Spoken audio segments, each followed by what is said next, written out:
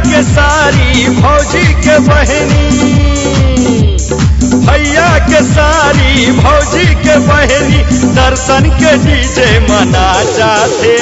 संतोष चौहान के पाही परेता एती बोती अब भागा थे।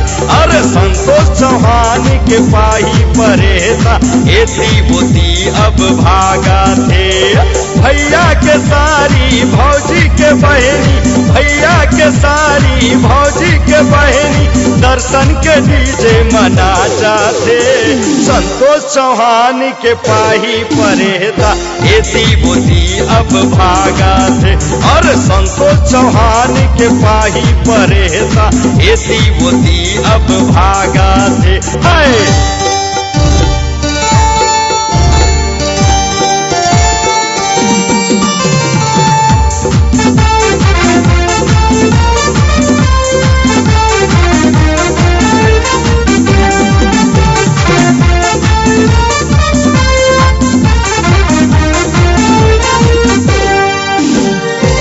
माया के पाठ तोला आजा समझी मैं पढ़ा हूँ, तोर बहनी के तोला मैं हाथे रानी बना हूँ।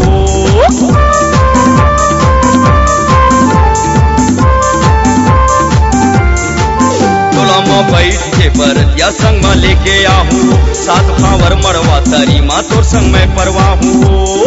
दर्शन के डीजे माँ नाच के समधिन, दर्शन के डीजे मनाच के समधिन कैटरीना के कस लागा थे। संतोष चौहान के पाही परेता एती बोती अब भागा थे। ये संतोष चौहान के पाही परेता एती बोती अब भागा थे।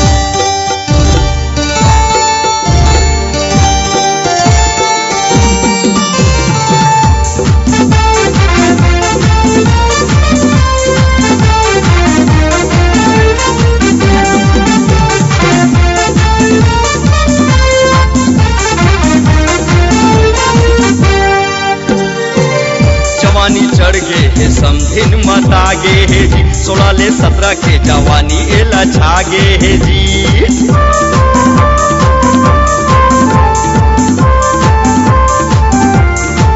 काय मोहनीला समधिन सबला खवा गे है जी, जमोटू रहा एकर पाछू मा बौरा गे है जी। मुच मुच हास के सब टुराला,